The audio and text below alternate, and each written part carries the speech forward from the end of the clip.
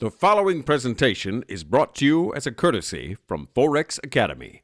This is part of our service, Become a Pro course. If you find it interesting and wish to be updated on new releases, please subscribe to our YouTube channel or join our community at forex.academy and receive all our services for free. Your like is also highly appreciated. Enjoy.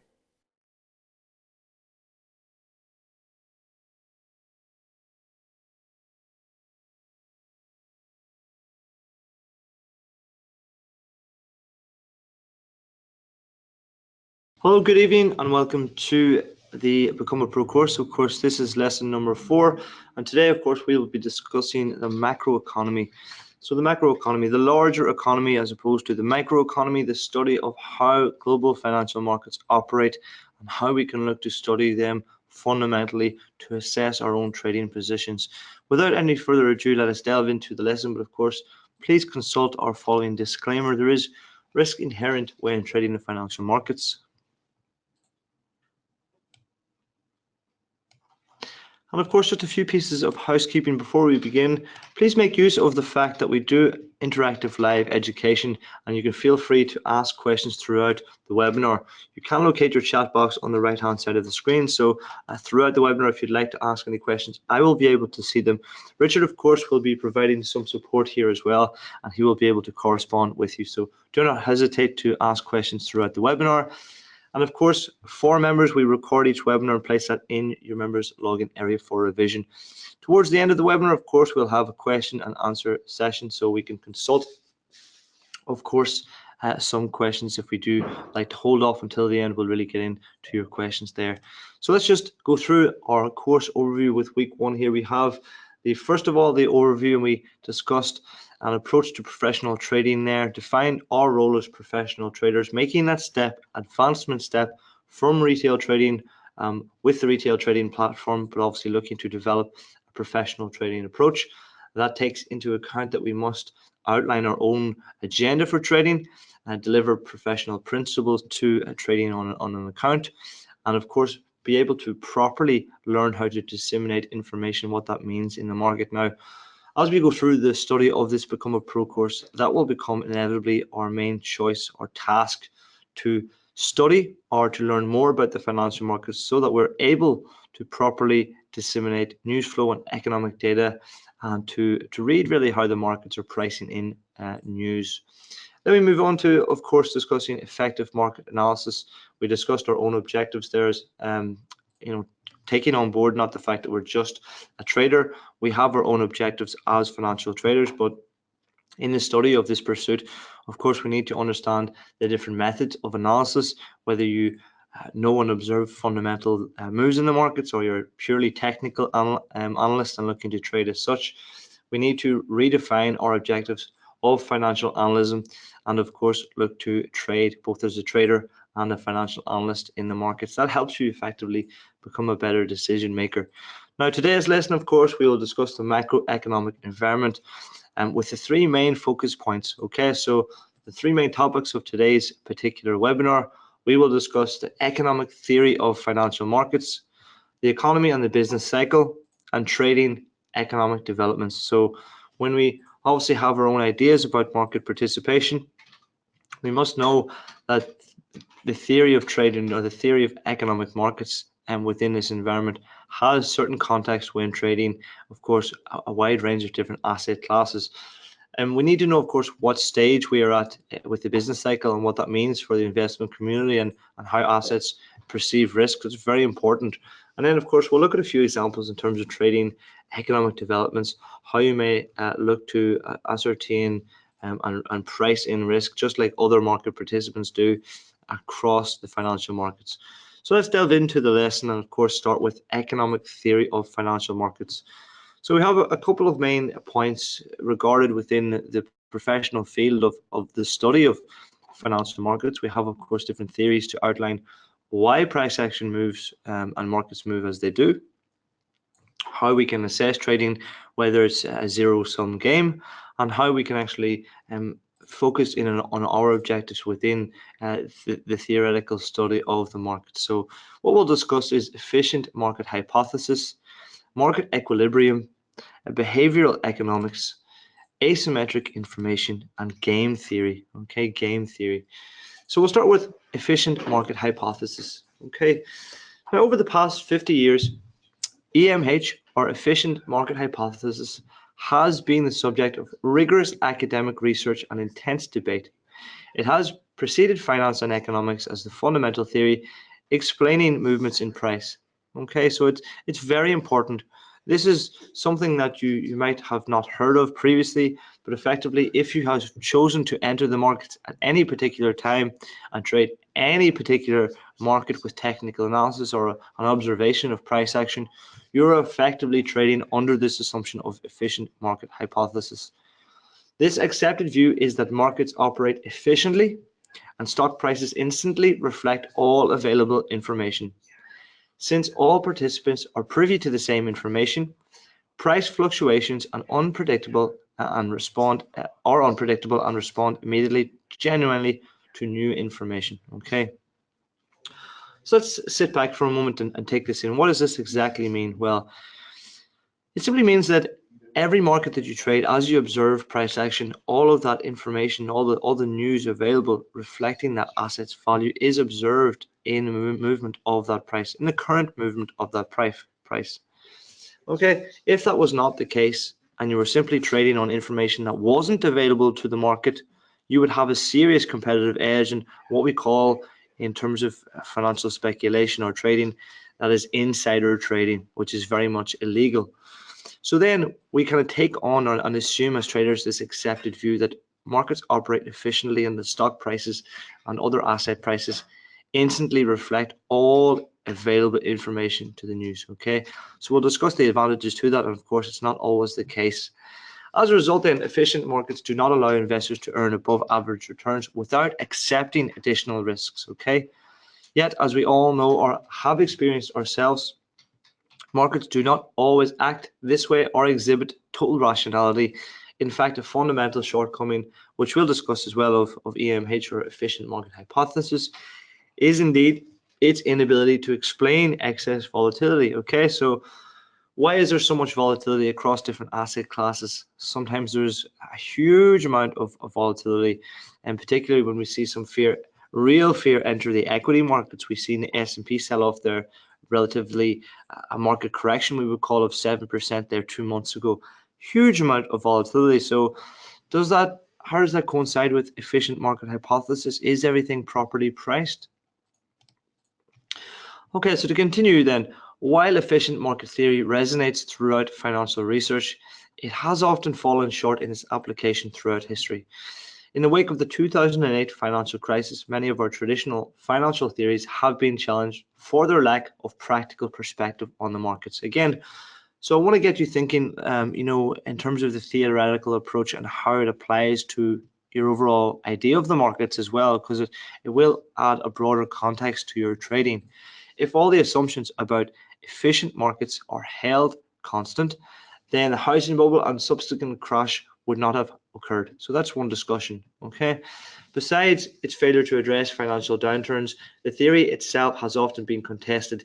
In theory, each individual is able to access and analyze information at the same pace. Now we know that's not true. We know that if you have a certain level of expertise, or you're simply more intelligent perhaps, or that you have worked within an industry for a long period of time, or that you are specifically only a sole oil trader, of course your expertise is in trading oil, well, you're able to analyze what and disseminate exactly what information means for the particular market. So that's not true. However, with the growing number of information channels, including social media and the internet, even the most involved investors are unable to monitor every piece of information. With that being said, investment decisions tend to be influenced more so by emotions rather than rationality. So that's another point of interest, and certainly one that's true. Some people do trade on emotions. Emotions do enter the markets. So if that's the case, do all market participants trade under this efficient market hypothesis? Certainly, it has its advantages and disadvantages, and that's what we'll hope to explain as we go through some of the content of this particular webinar. Then we'll move on to market equilibrium. Okay, again, we're thinking as a trader, as we go through these topics, we're thinking, what does this mean in the overall structure of actually practically trading these markets? Well, with market equilibrium, the fundamental changes in supply and demand for the underlying assets that make up an economy or another market, of course, will decide whether the economy is strong or not. When the supply and demand curve intersect, the market is in equilibrium. So that effectively there in the middle, that is our market equilibrium price. Okay. So this is where the quantity demanded and quantity supplied are equal. The corresponding price is the equilibrium price and the market clearing price. Okay, the quantity is the equilibrium quantity. It's the same for any product, any market, any commodity that trades with the supply and demand function. It could be said the same is for the Apple iPhone, and that is why it's priced as such. That is the amount of quantity that is produced by Apple and given to the market. That dictates price, and that is how they assess how to market a new product. Then if it's not receiving good sales, they'll obviously try and cut down on the price of that sale, and that will relate to a shift in either the supply or demand curve or movements along the curve, to eventually they will settle on an equilibrium price for the market.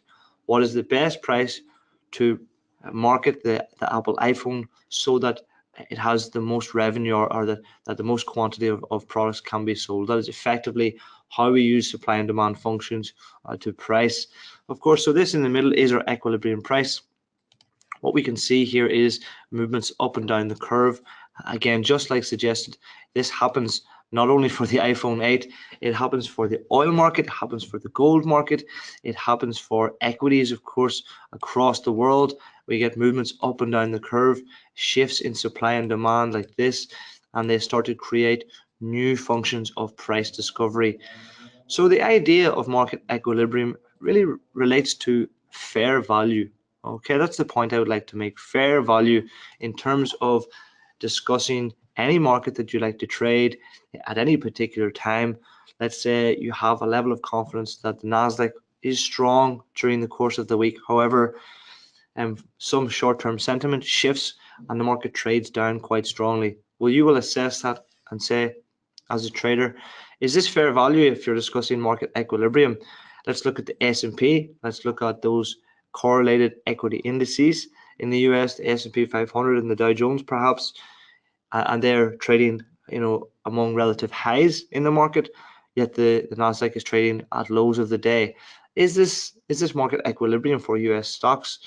So that might be a question for you to actually look to get a buy trade there, or a long trade in a particular market. So again, try and relate this back to understanding the context of these theories in terms of trading the markets practically.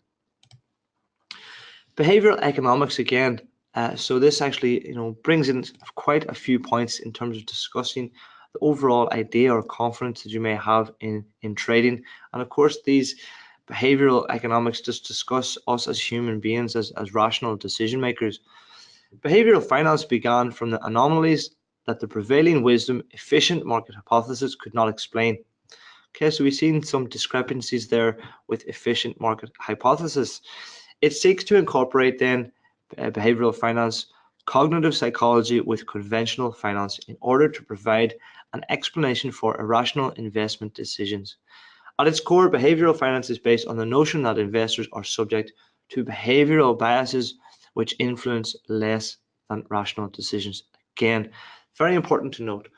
So let's say you believe the equity markets are strong there, of course, to give you another equity example, yet one of them simply sells off very, very strongly. Well, you're going to look at that market and you're going to just think, well, as a behavioral student of the markets, there's no reason why the market should be down there. I'm going to take a long position in that market. Now, there's obviously a reason why this particular market at this time is weak. But it doesn't explain how our own emotions try and assess rationality with those markets and across different assets. We of course do this. We try and assess a level of fair value with our own behavior towards how we think things should be priced. So of course, behavioral economics tries to describe a level of overconfidence, a trader's intuition to overestimate their ability to process information and pick winning trades. That certainly happens, and that's a downfall, of course, to many retail traders. Anchoring. Fundamentally, anchoring draws on our tendency to attach our thoughts to a reference point, oftentimes our initial decision, and refuse to waver regardless of access to new information. Okay? Now, this happens, all of us, of course, have professional traders. You may have made a trade, and the market shows you £30 profit or €30 profit. Then the market pulls back, and you look for some news to explain why the market is trading back, and you cannot find news. But and although the correlated assets are not doing so, well, we tend to disregard that fact if we have poor risk management, and we simply anchor or hold on to that trade. Gambler's fallacy, again, a very important side of topic in terms of behavioral economics. The concept of gambler's fallacy here is connected to flipping a coin. Okay, now when you flip a coin, the probability of it turning up heads or tails is always 50%, regardless of the previous flip. Yet, even in investing, individuals will fail to recognize that past events are independent on the future. So certainly that brings us into game theory, which we'll discuss as well, where there is an argument whether trading is a zero-sum game. If you simply buy a market, choose to go long, and you have a profit target of 20 pounds or 20 pips, and your stop loss is at 20 pounds or 20 pips, what are the chances then you're going to be profitable? Is it simply a factor of 50-50? That's not the case. That is, of course, gambler's fallacy, of course. It depends on what market you're trading, depends on the volatility, depends on an absolutely huge amount, an unquantifiable amount of factors. And of course, the last real school of thought or discussion point when we discuss and observe behavioral economics within the markets is hindsight bias. Drawing its roots from basic psychology, hindsight bias is the belief that past events were predictable and should have been acted on time. In many cases, this is a form of rationalizing previous errors and can lead to overconfidence. Okay, totally normal, but we want to understand these are behavioral factors in terms of finance. Of course, you may have bought a trade and taken a nice €60 winner, and it's went another 300 pips, and you've said, well, I knew it was going to go up there. I knew I should have held on to that trade. Hindsight bias is, of course, a completely normal, rational thought process, but it shouldn't focus in all of these points: overconfidence, anchoring, gambler's fallacy, and hindsight bias.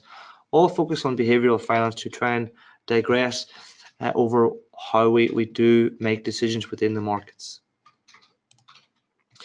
Asymmetric information. Okay, now let's just take a step back. We'll use a nice example to explain this, and of course really take this in. Asymmetric information, as the adjective indicates, refers to situations in which some agent in a trade possesses information while other agents involved in that same trade do not. So a question I would like to pose, guys, totally hypothetical, is the same asset, and I would argue over a large range of assets, the case is certainly a resounding yes. I will discuss this in a case involved. The case is called The Market for Lemons, and it was a real paper which discussed asymmetric information there throughout the context of economic theory. Very popular paper indeed. So let's just run through this and try and absorb this.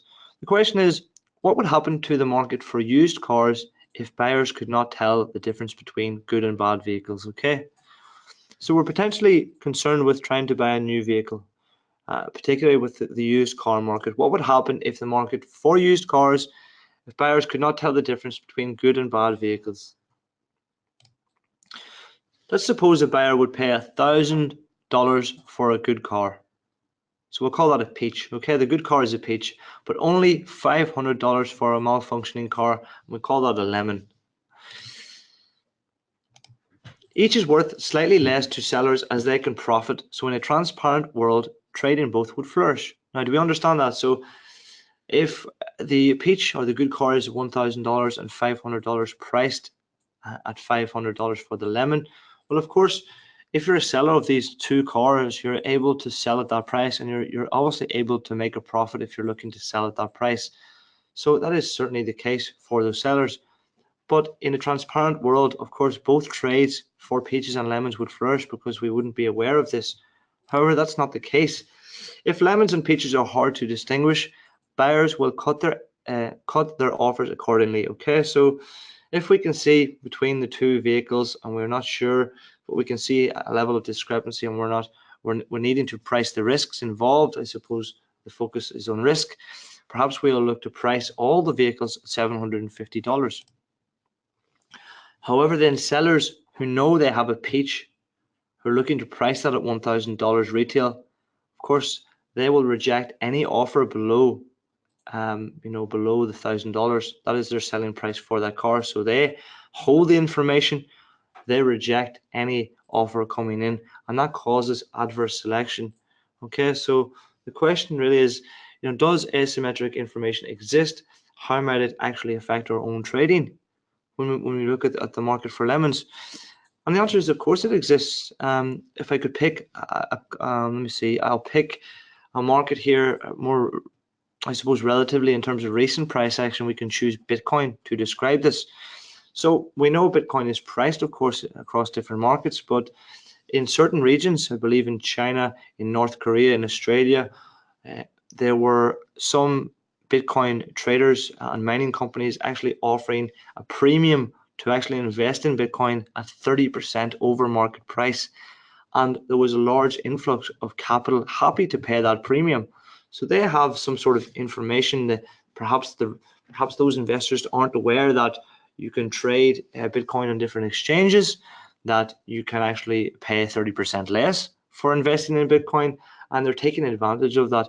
Of course, they're not, as they are able to do business, the market is flourishing. They don't want to actually start to, to bring that profit target down and contact other less profitable customers. So there is, of course, a level of information that they have, and they're able to increase the premium over a price of these markets, just like they're trying to sell lemons for peaches in this example. So really, as a result, the buyers face adverse selection. The only buyer who's prepared to accept $750 will be offloading lemons. Smart buyers will know this and offer much lower prices, knowing they will be sold a lemon. Information asymmetry means there will be no peaches traded at all. So effectively, something like this can actually shut down a product or a market. And this is something that we will have to view in our trading as well. If you think of the Bitcoin example, we know then after that price change, during December, as a lot of these market participants or traders offering to sell Bitcoin were increasing the premiums up to 25, 30, 35% premiums on the asset itself. Well, that's going to lead to sort of bubble speculation. And then we know that the market can't hold up, just like the market for lemons here. We've seen a very strong sell-off. And when there's bubble asset speculation, that tends to sell, or that tends to be a problem, of course. So it does describe, asymmetric information in very, very contextual light. Game theory, of course. Game theory is the science of strategy. Okay, very simple. It attempts to determine mathematically and logically the actions that players should take to secure the best outcomes for themselves in a wide array of games. Okay, so we've got players and games, just like trading, if we think of it like a chess game like this. In so-called zero-sum games, the interests of the players conflict totally, so that one person's gain is another person's loss. Game theory has caused a lot of debate in financial trading, as many traders argue trading is indeed a zero-sum game, whilst others argue it's absolutely not. So it's, again, even at this point, as we look at the markets, grow and grow, and globalization encourages a lot of people to go online and trade the markets, and we all have interconnectivity. This is a real concern and a topic of continuing debate. So let's discuss it in detail. Here we have a zero-sum game. So we have, of course, our reflecting pie charts or diagrams, capture diagrams. My interests are, of course, polarized, where I win. That is the zero-sum game. So when I win, the other person completely loses on that trade. And you can argue that is the case, of course. If you think of any, when you're trading with real liquidity, or you're trading perhaps in the futures markets, or even CFDs across brokers, you're effectively taking a trade. So you're choosing to buy a market when you're choosing to buy a market, of course, there is a seller offering that price to you. So there's another person on the other side of that trade, and there's a contract made, whether it's in the futures market or whether it's contract for difference order number there. Effectively, you're entering a contract there between two parties. So there's going to be, of course, a winner and a loser. Now, again, it's up for discussion because the market could move up and I could I could exit for a winner, but the market could then move down after I exited for my winner and move further down, and the person that I have traded with could then get out of his trade for a winner as well, and this could go on and on and on. So there is some discussion to how this game operates, and the non-zero sum game as well. What is best for me? I win. What is best for you? I lose and you win. And of course, what is best for both of us? If we can find some common ground, I win and you win again. There are trades like that as well. Hedge trading is one where you try and find the most riskless free trade, actually mitigating away all risks so that no other parties are harmed in the trade, but you're trying to effectively look for arbitrage, riskless free profit. So that can certainly exist in certain scenarios as well. So what do we learn in terms of discussing economic theory? How does it roll into how we like to trade the markets? Should it play a part in our theory in terms of how we approach the markets? Well, that's a very good question. How does it help us become better decision makers? Now, efficient market hypothesis, of course, it's the main assumption we make to observing and trading price action and is the sole underpinning of technical analysis. So do we use that and do we understand that? Of course we do. When we trade with technical analysis, I can be completely honest, I have traded at times assets. Even when Bitcoin first came out, I was trading Bitcoin and I didn't know too much about the product. I was trying to do some research, but the price was moving. I was understanding efficient market hypothesis was moving that price. There is some assumption that all of these traders are trading the market in such a way, and I will use use efficient market hypothesis as an assumption to basically say that, look, everything is involved in this price action. All the news and speculation is involved. Sentiment is shifting the market, and I'm going to trade it. So that is, of course, a very good example. Market equilibrium theory allows us to judge price movements against fair value. That's certainly the case. We do look at markets at times as being underpriced or overpriced. Behavioral economics helps why financial markets and price action are at times irrational, helps us explain why financial markets and price action, of course, at times are irrational. And we know that markets can, of course, be irrational for a very long time, more than we can remain liquid. Asymmetric information exists and can lead to irrational mispricing, certainly the case. And again, a total hypothetical discussion that we can all observe as market participants is trading a zero-sum game with game theory. What do we think? Is it a zero-sum game? Every time we enter a market, is there a loser on the other side of our trade? Sometimes yes, sometimes no. Again, it's up for personal discussion.